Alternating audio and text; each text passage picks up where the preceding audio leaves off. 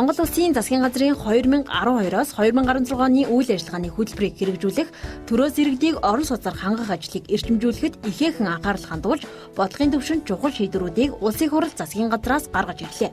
Үүний үр дүнд 2012 оноос хойш 44,336 өрх 2,427 тэрбум төгрөгийн ипотекийн зээл шинээр авч 177.3 мянган иргэн шинээр өөрийн гэсэн орон сууцтай болж ахуй амьдрал нь дээшилжээ. 2013-аас 2014 онд нийт 2.5 сая метр квадрат орон сууц шинээр ашиглалтанд орж, улсын хэмжээнд 5.2 их найт төгрөгийн орон сууцны барилга угсралтын ажил хийгдсэн. 2013-аас 2014 онд барилгын салбарт ажиллагчдын тоо 15.3 мянгаар өсч 77 мянгад хүрсэн байна. Монгол хүн ахуйн ариун цэврийн шаардлага хангасан орон сууцнд амьдрах эрхийг хангах зорилгоор Монгол Улсын засгийн газраас шинэ бүтээн байгуулалт дунд хугацааны зорилттой хөтөлбөрийн хүрээнд аймаг бүрт 1000 айлын орон сууц хөтөлбөр, Улаанбаатар хотод буян тухай 1 хороолол, буян тухай 2 хороолол, гэр хорооллын дахин төлөвлөлтийн хүрээнд эко ярмаг төсөл, шинэ ярмаг зэрэг төсөл хөтөлбөрүүдийг хэрэгжүүлж байгаа юм. Буян тухай 1 хороолол өнгөрсөн жил ашиглалтанд орж залуу гэр бүл, ахмад наснууд, төрийн албаагч, багданд орлоготой зорилттой бүлгийн 1764 өрх орон сууцтай болсон. Эдгээр айлдварх засгийн газар Монгол банкнаас 2013 оны 6 дугаар сараас хэрэгжүүлж буй 8% хүүтэй орон сууцны зээлд хамрагдсан бөгөөд тус хөтөлбөр нь Монгол Улсын хүн амын орон сууцны хэрэгцээг хангахад бодиттой хувь нэмэр оруулсаар өнөөдрийг хүрсэн юм а. Тэгвэл дахин 1620 өрх шинэ байртай болох боломж өнгөрсөн 7 хоногт нээлттэй хийсэн. Засгийн газрын мөрийн хөтөлбөрийн хүрээнд төрийн орон сууцны корпорацийн захиалгаар үндэсний бүтээн байгуулалтын корпорац өнгөрсөн басан гарагт буян тухай 2 хорооллын эхний ээлжийн 30 барилгыг хүлээлгэн өглөө. Арчилсан нам 2012 оноос хойш иргэдтэй олон бүтээн байгуулалтын ажлыг хийж байгаа та бүхэн сайн мэдж байгаа.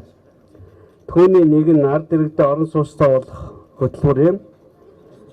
Төрийн орон сууцны корпорацийг засгийн газраас байгуулж, буян тухай 1 хорооллыг босгож, одоо тэнд хэдэн мянган айл амьдарч байна. Өнөөдөр буян тухай 2 хорооллын нээлтийг хийж байна. Буян тухай 1 хорооллолд 1764 өрх гэр бүл хямд үн зээлийн баг хүүтэй таатай нөхцлөөр хамрагдаж орсон бол буян тухай 2 хорооллолд энэ нөхцлөөр нийт 2500 өрхийг хүлээж авахаас өнөөдөр 1620 өрх орон сууцнд ороход бэлэн боллоо. Засгийн газар 2012 оноос хойш 8% зээтэй орон сууцны зээлийг хэрэгжүүлж эхэлснээр 44,336 өрх 2,427 тэрбум төгрөгийн ипотекийн зээл шинээр авч 177.3 мянган иргэн шинээр өөрийн орон сууцтай болж ахуй амьдрал нь дээшилж байна. За бас 25.6 мянган өрх хуучин ипотекийн өндөр хүүтэй зээлнээс бага хүүтэй зээл рүү шилжсэн байдгийг. За бүтээн байгуулалт талаас нь харж үзвэл 2013-аас 14 онд нийт 2.5 сая квадрат метр орон сууц ашиглалтанд орж улсын хэмжээнд 5.2 их найт төгрөгийн орон сууцны барилга угсралтын ажил хийгдсэн байна.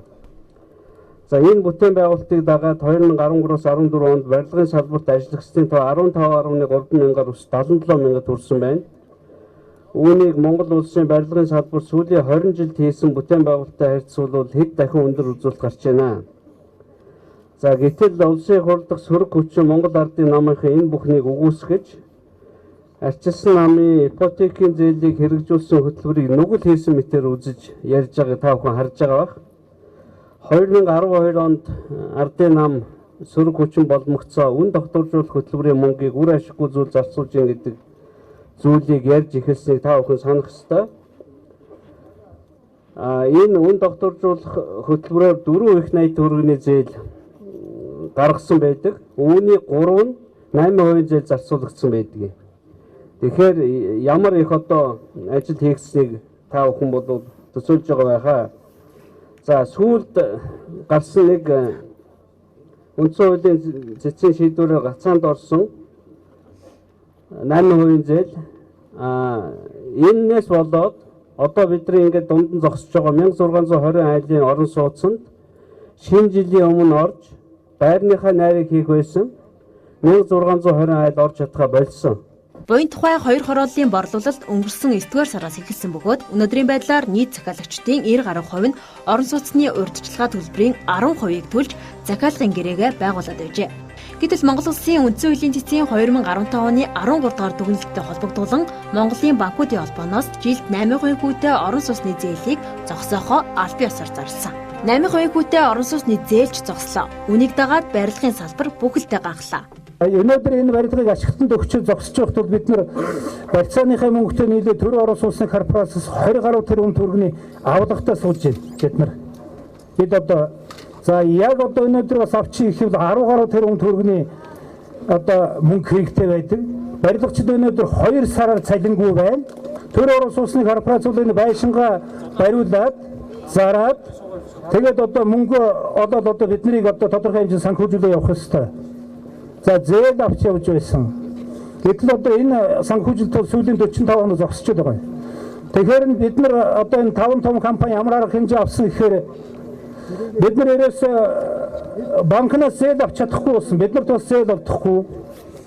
Тэгээ хадгаламж зээлийн хоршооноос 5% хүүтэй зээл авч бид нар ажилтны цалин тавьж яг үнийг хэлэхэд. Бидний ганц амин сүнс бол ипотекийн зээл байсан. Өнөөдөр 1620 айлын орон сууцнд өнөөдөр 1130 хүн захиалга өгсөн байгаа. 1130 хүн. Тэгээд энэ ипотекийн зээлийн цэцгийн дүгнэлт гарах өдөр 200 иргэн маань банкуд дээр ипотекийн зээлийнхаа шийдвэрийг авах гээд байжсэн чинь цэцгийн шийдвэр гараад нам зогсоосон. Энэ мөнгө орж ирвэл би энэ санхүүжилтанд ойролцоогоор 10 тэрбум төгрөг байсан. Энэ мөнгөө би Жүгдэр дарагт үндэсний бүтээн байгуулалтаа өгөөд та бүгд цалин болж очих байсан. Бас нөгөө барилгын материалын өртөө компаниудаас өрөө төлөх байсан.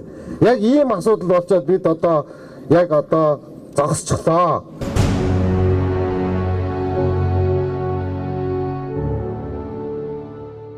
Үндсэн хуулийн цэцгийн дээрх шийдвэрээс үүдсэн үйл явдлын үр дүнд шинээр ашиглалтанд орж буй ганцхан хорооллын хувьд ийм байна. Яг үе шиг шинээр байртаа болох гэсэн хүсэл мөрөөдлөө энэхүү үйл явдлын дунд гацаачихсан мянган залуу гэр бүл Ахмад наснууд хүүхэд багчууд бий.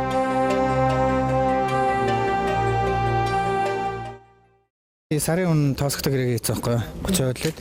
Тэгээ ороод 8% банк байхгүй болсон. Гэрээ хийсэн чинь. Тэгээд эднийхээс бол надыг 8% гэрээ гэдэг юм бол ингээд байранд оруулах гэсэн болцолтой байсан тэгээд байхгүй. Хамгийн гол нь надад 8%-аа би хизээ олж байрандаа хүүгээ оруулах гэдэг нь. Өөрөө нөгөө мөнгө өгчөөс 200 айлын нэг юм биш үү? Өөрөө мөнгө өгөхгүй болохоор тоосго цаашаага барилгын компанид өгч чадахгүй. Барилгын материалд өгч чадахгүй. Ингээд ажилд бол бүтэн саад болчихж байгаа байхгүй. Өөрөө чи өгч байгаа мөнгө 70% банк өгнө, 30% нь өөрөө өгч шүү. Наад мөнгө чинь 100% тоосгын дансанд ороод тэгээ тоосго цаашаага өөрөө төлөх байсан байхгүй. Тэгээ ингээд нөгөө зөв зүгээр эргэлдэж исэн механизмыг чинь нэг л өдөр ингээд тасрахгүй ажихаар маш олон охирч байгаа байхгүй. Уг нь өөрөө өнөөдөр ороод өнөөдөр би хэлсэн байхгүй. Биш ээ, шинэ жилээр байрныхаа нарыг хийх байлаа шүү. Тэгээ одоо өөрөө орж чадхаа байсан. Тэгээ энийг чинь л одоо бид нар хурдан засах гэдэг. Хууль гаргах чинь өөрөө бас нэг сарын ажил байна л да.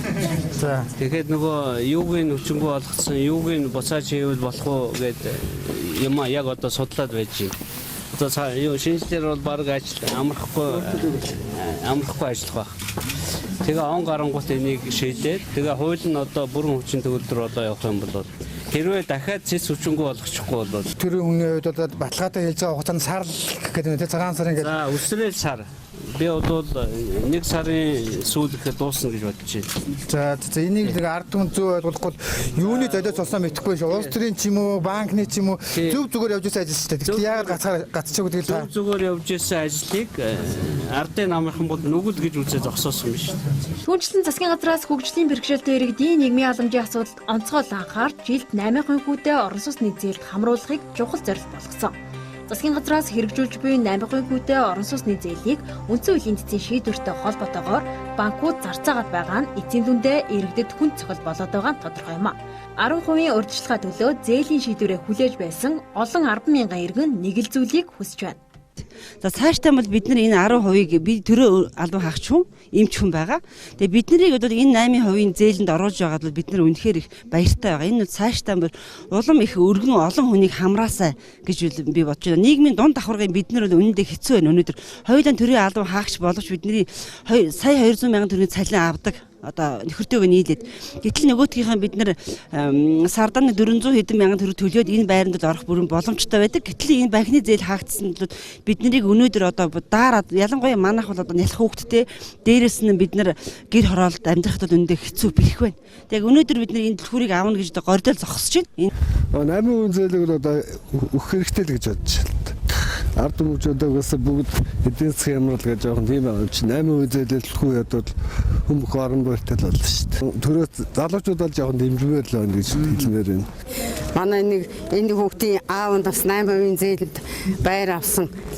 9 сараас тэгээд чинь их зүгээр юм шиг байна. Гитний өөрсөндөө үлдэхийг тавьдгийг зээлийн хүү авсан улсууд чинь. Одоо ард түмний төлөө орон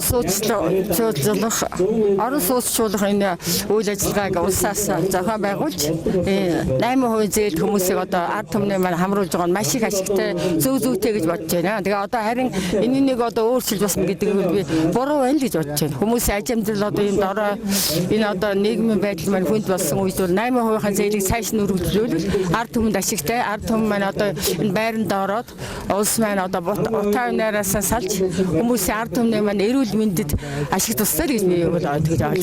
Тэр бол яг байраа авах гээд хүлээгээд одоо яг 10% төлцсөн байдаг. Тэгээ банкн дээр мөнгө оруулчаад байдаг. Гэвч биднэрт яг 8% зээл банкн дээр очиж гацчаад байдаг. Тэгээ одоо жишээ нь энэ чинь янз бүрийн амьдралтай хүмүүс байгаа шүү дээ. Мөнгө 10% яаж иж байгаа гаргачаад байдаг. Амьдралд орё гэдэг тэнгуут байхгүй энэ үлийн үтэн чинь түрээсээ байраар явж байгаа хүмүүс ч байгаа тий. Тийм учраас төр засаг ямар нэгэн байдлаар улс төрийн шоу хийхгүйгээр энэ асуудлыг хурдан шийдэж өгөөсэй л гэж хүсэж байна. 8%-үүдээ орон сууцны зээлийг үндсэн хуулийн эцсийн шийдвэрээр хүчингүй болгож болно. Гэтэл энэ зөвхөн орон сууцнд орох гэсэн 100 мянган айлгүйрхийн асуудал биш гэдгийг шийдвэр гаргагчид мэдсэн болов уу? 8% зээлийг үндсэн хуулийн цэц ингээ хүчингүй болгож болно. Гэхдээ 8% зээлээр орон сууцнд орох гэсэн хэдхэн хүний асуудал биш болчиход байгаа. 100 мянган айлын асуудал биш. Энэ бүх байшингийн чинь барьж яагаад бариад байгаа юм гэхээр 100 мянган айл баг бүтээл зээлээр орон сууцнд орж болдог болсон учраас бариад байгаа. Энийг бариад байгаа учраас 77 мянган монгол барилгачид ажилтай байгаад байгаа. Энийг барьж байгаа учраас маш олон барилгын материалын үйлдвэрлэгчид ажилтай байгаад байгаа. Тэгэхээр энэ бол бүхэл бүтэн барилгын салбарыг устгаж байгаатай адилхан шийдвэр болчиход байгаа.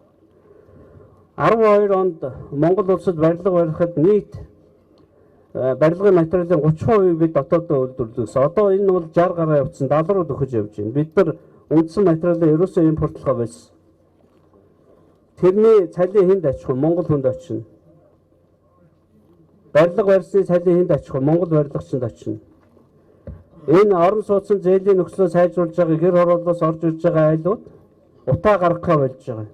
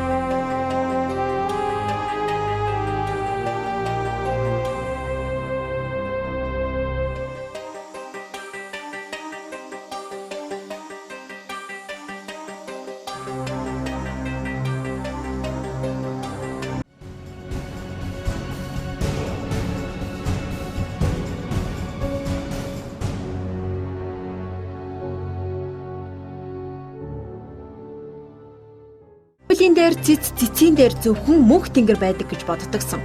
Гэтэл мөнх тэнгэрийн доор байдаг цэц газарт буюу иргэдийнхээ эрх ашгийг умартаж эрхийг нь зөрчсөн шийдвэр гаргалаа. Монгол Улсын үндсэн хуулийн цэц 2015 оны 10 дугаар сарын 7-ны өдрийн 13 дугаар дүгнэлтэндээ Иргэн Базрын гаргасан мэдээллийн дагуу иргэний хуулийн 171-р зүйлийн 171-ийн 2 дахь хэсэг үл хөдлөх хэд хөрөнгийн барьцааны тухай хуулийн 27 дугаар зүйлийн 27-гийн 1, 27-гийн 2, 30 дугаар зүйлийн 31, 33, 34, 33 дугаар зүйлийн 33-ыг 56 дугаар зүйлийн 56-гийн 1 дахь хэсгийн холбогдох заалт үндсэн хуулийн 16 дугаар зүйлийн 3 дахь заалтын үл хөдлөх хөрөнгө өмчлөх хэрэгтэй гэснийг зөрчсөн хэсэг тухай маргааны хянан хэлэлцээ зөрчсөн гэж шийдвэрсэн юм а. Үндсэн хуулийн цэцгийн дунд суудлын хуралдаанаас гаргасан дээрх дүгнэлттэй холбогдуулан 2015 оны 12 дугаар сарын 10-ны өдөр Монголын банкуудын холбоо орон сууцны 8% зээлийг зогсоохоо зарлаж арилжааны бүх банкуд зээл олголтоо зогсоогоод байгаа. Үндсэн хуулийн цэцээс гаргасан дүгнэлттэй холбогдуулан 2015 оны 12 дугаар сарын 10-ны өдөр улсын хурал дахь ардчилсан нам болон Монгол Ардын Хувьсгалт нам Монгол үндэсний ардчилсан намын шударга зэвслийн бүлгээс хамтарсан мэдээлэл гаргасан юм а. Мэдээлэлд үндсэн хуулийн цэцгийн дүгнэлтийн тухай Монгол Улсын үндсэн хуулинд тунхагласан эргэн өмчтэй байх өмчлөгчийн эрхийг хуулиар хамгаалах зарчмыг ардчлалын үнэт зүйл хэмээн Монгол Улсын хурал дахь ардчилсан нам болон Монгол Ардын Хувьсгалт нам Монгол үндэсний ардчилсан намын шударга зэвслийн бүлгийн гишүүд бид үзэж байна.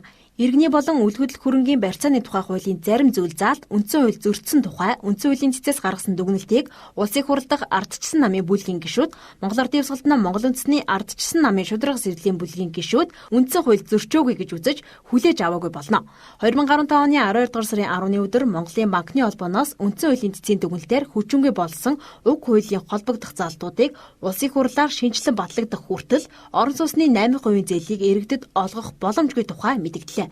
Үндсэн хуулийн цэцгийн дүгнэлтээр хүчингүй болсон иргэний болон үл хөдлөх хөрөнгийн барьцааны тухай хуулийн зарим зүйл заалтыг шинжилж орон сууцны 8% зээлийг үргэлжлүүлэн явуулах боломжийг хангасан мөн гэр хорооллын иргэдийн хашааны газрыг өмчлүүлж эдийн засгийн эргэлтэнд оруулах тухай хуулийн нэмэлт өөрчлөлтийг улсын хурал дахь ардчилсан намын болон Монгол Ардын Хувьсгалт нам Монгол үндэсний ардчилсан намын шударга эвслийн бүлгээс хамтран санаачилж нэгэн аралтай улсын хурлаар батлуулахаар шийдвэрсэн болохыг мэдэгдэж байна. Улсын хурал дахь ардчилсан намын бүлэг улсын хурал дахь Монгол Ардын Хувьсгалт нам Монгол үндэсний ардчилсан намын шударга эвслийн бүлэг.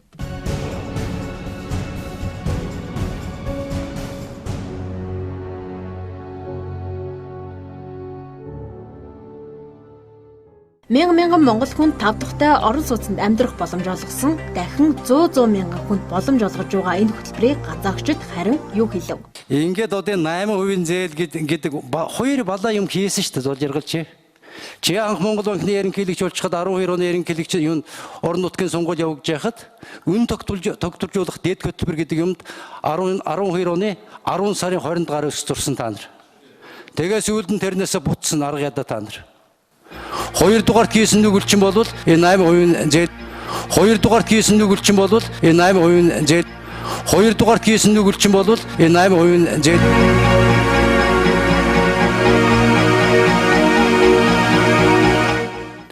Энэ чинь эргээд та нарт лайв болж байгаа. Энийг та нар хязгаарч үгүйсгэж чадахгүй. Одоо энэ 8% зээл олохгүй гэж яриад ах юм. Цэцгийн дүгнэлтээс шалтгаалаад. Гэхдээ тэрэндээ хүрчээвэл ерөөсөө зээл олохгүй гэдгээ зарлж байгаа. 8% та байна уу, 18% та байна уу, барьцаалдаг хөрөнгөч адилхан хөрөнгө л байдаг.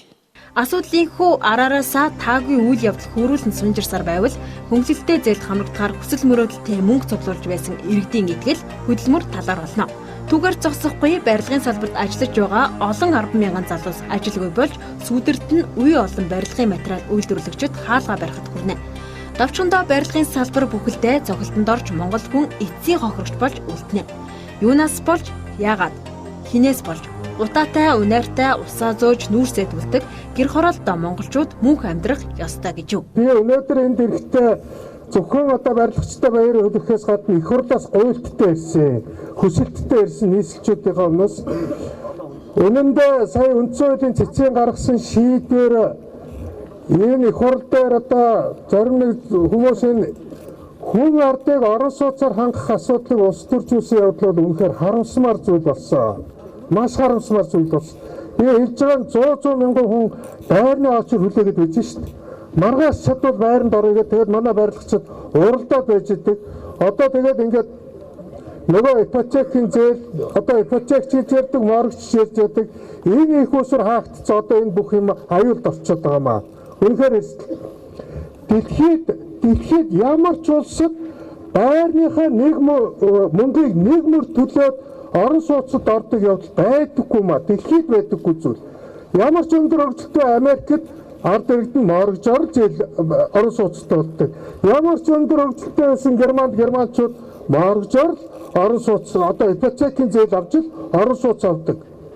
Сар мөрдөө тодорхой цалин авдаг ус энэ орон сууцны үнийг нийгмээр бол төлж үнэхээр чадахгүй. Тийм учраас орон сууцчууд бодлогын цус нь одоо эргэлт нь болоод яах аргагүй ипотекийн зээл байдаг.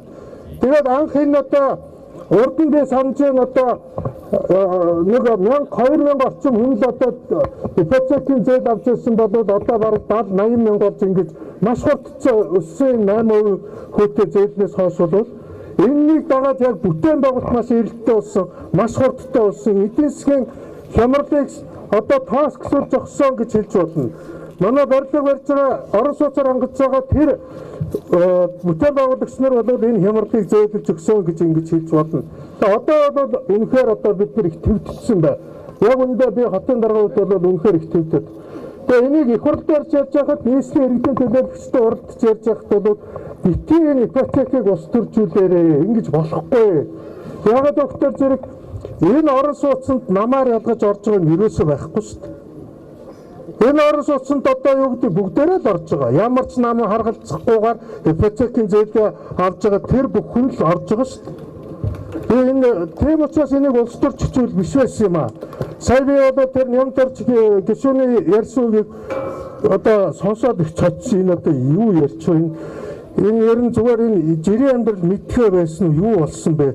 Магадгүй Нямдорч өөрөө орон сууцтай байгаа. Гэхдээ бусад хүмүүс орон сууцгүй шүү дээ. Орон сууцгүй тэр хүмүүс орон сууцнд орох эрхийг өгөлдөө. Тав тухтай хүүхдтэйгээ халуусанд ороод сайхан хичээл намаа хийдэг энэ байранд орох эрхийг өгөлдөө. Ийм байж болохгүй шүү дээ ингэж ологчилж. Тийм учраас бол одоо их хурлаас үнэхээр хүсэж байна. Энийг одоо хурдан шийдэж өгөөч. Гэхдээ ер нь тэгэл одоо зээл гарч болчих гээд байна шүү дээ.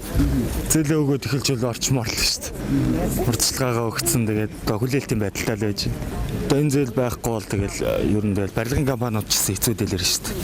Ард түмэнд ч хэцүү шүү дээ. Төлөөрөө бол цаашлаа өчлөөж одоо ялангуяа Улаанбаатарчуудыг орон сууцнд оруулж энэ утаа өнөөс нь бол салгаж өгөх зүйтэй хаа гэж ойлгож байна да. За энэ бодлого бол одоо зөв бодлого. Аль болохоор л одоо энэ орон сууцны энэ зээл хурдан бүтээдэг, хурдан одоо шийдвэрлэдэг намцгаас ингэж өгөх юм бол одоо илүү залуучууд маань бус хүмүүс маань одоо орон сууцтай болохтой одоо илүү нийгмийн дунд давхаргын бид нар бол үнэндээ хэцүү байна. Өнөөдөр хоёулаа төрийн албан хаагч боловч бидний сая 200 мянган төгрөгийн цалин авдаг. Одоо нөхөртөөгөө нийлээд гэтэл нөгөөдгийнхээ бид нар сардан 400 хэдэн мянган төгрөг төлөөд энэ байранд орох бүрэн боломжтой байдаг. Гэтэл энэ банкны зээл хаагдсан бол бид нарыг өнөөдөр одоо даарад ялангуяа манайх бол одоо нялх хүүхдтэй дээрээс нь бид нар гэр хороолт амьдрахад үнэндээ хэцүү бэрх байна. Гэхдээ ажилдаа орлоготой бүтээгч, үйлдвэрлэгч Монгол хүний ая тухтай амьдрах бололцоог улс төрчлөлтийн золиос болгохгүй гэдгийг улсын хурлын дарга ардчсан намын дарга инх бол буян тухай хоёр хорооллын нээлтийн үеэр аль биесээр мэдгдсэн юм а. Үндсэн хуулийн зэцэн шийдвэрээр ипотекийн зээлийн хамгийн чухал 2 хуулийн 3 заалтыг устгасан байгаа. Одоо тэр хууль байхгүй. Тэгэхээр Монгол банк, бусад банкнууд юу гэж хэлж байгаа нэхэр энэ зүйлийг дахиж хуульд оруулахаас нааш бид нар дахиж зээл өгөхгүй. Одоо энэ байранд орохоор бүртгүүлсэн улсууд хэрвээ банкнд очиж зээлнийхээ асуудал хандсан бол яг л ийм хариу авч байгаа. За үүнийг улсын хурлын даргын хувьд би хариуцлагатайгаар мэдгэж байгаа. Удахгүй үнийг үндсэн хуулийн цэцэн шийдвэрийг хүчингүй болгож ипотекийн зээлийг хуучин ямар хуультай байсан яг тэр хуулийн сэргээж өгнө. Энэ дээр бол үндсэн хуулийн цэцтэй юм уу ардын намтаа зогцоод хуучин хуулиа өөрчлөөд авах тийм шаардлага бол байхгүй гэж үзэж байгаа. Ерөөсөө энэ 8% зээл анх эхлэхдээ 13 оны дундуур эхэлсэн. Ямар нэгэн сонгуулаа бодоогүй, ямар нэгэн улс төрийн оноо авахд зориулагдаагүй. Гэтэл ардын намынхан энийг тэгж бодож явдаг байна гэдгийг Нямдорчийн үгнээс та нар харсан байх. Одоо би дараагийн сайн мэдээг бас та бүхэнд дуулгая. 13 оны дундуур 8% зээлийг эхэлж байхад ипотекийн зээл бол их удаан хугацаанд хэрэгжиж байгаа шүү дээ. Аль 90 оноос эхэлсэн. Гэхдээ зээлийн хүн жилийн 20% байсан учраас олон айл орж чаддгүй байсан. Тэгээ 13 оны дундаас анх удаа 8 болгож маш олон айл одоо өнөөдрийн байдлаар 76 мянган айл шинээр орох буюу одоо хуучнаас хамаагүй бага мөнгө төлөөд ингээд орон сууцтай болж байгаа. За энэний дараагийн логик үргэлжил бол 13 оны 5 сард инфляцийн хөв 14 байсан. Жилийн 14% инфляцтай байхад үндсэндээ 8% зээл гэдэг бол татаас байсан. Гэхдээ бид нар энийг татаасгүй шийдвэрлэж чадсан. За өнөөдөр инфляц 3% руу хүрлээ. 8% нь яах вэ? Буурах ёстой. Бид энэ бодлогоо энэ хаврын чуулганд дуусахаас өмнө ажил болгоно. Эхлээд үндсэн хуулийн зэцэн өвчнгөө болгосон хуулийг батлана. Түүний дараа бид нар 8%-ийн зээлийн хөв бууруулна. Энийг бас дахиад сонгуул зориулж хийж байгаа юм биш. Арчилсан нам хийх ажлаа хийж байна. За энэ ипотекийн зээлийг одоо энэ барилгын бас ярих бах. Манай үндэсний хамгийн том барилгын компаниуд нийлээд энэ бүтээн байгуулалтыг хийсэн байна. Бүх хүнд ашигтай байсан зүйлийг Монгол ардын намынх нүгэл гэж үзээ зогсоосон. Үндсэн хуулийн цэц мөн энийг болохгүй гэж үзээ зогсоосон. Би ерөөсөй ойлгохгүй байгаа. Тэгэхээр арчилсан нам улсын хурал дахь олонх энэ засгийн газар бүрдүүлж байгаа улсууд энэ асуудлыг одоо нэн даруй шийдэхээр ажиллаж байгаа. Он гараад ажил цуглангууд энийг одоо шийдэж дуусгана. Тэрэнд эргэлзэх хэрэггүй. За оны өмнө та бүхэн байранда орж чадахгүй гэж магадгүй. Цагаан сараас өмнө баталгаатай орно гэдгийг би одоо баталж хэлье. Ард түмэн хөдөлмөр хийснийхээ шимийг хүртэж дулаан тоглог орон сууцнд амьдрахыг хүсэж байна. Энэ бол халамжийн бодлого биш, улс төрийн шоу биш. Улс орон бүрт байдаг моргежийн зээлийн бодлого Монгол улсад ч бас хэрэгжих ёстой. Улаанбаатар хотод амьдарч буй 160 мянга гаруй гэр хорооллын айлрах шинэ орон сууцтай, шинэ тэмүүлэлтэй ирээдүйг хүлээж байна.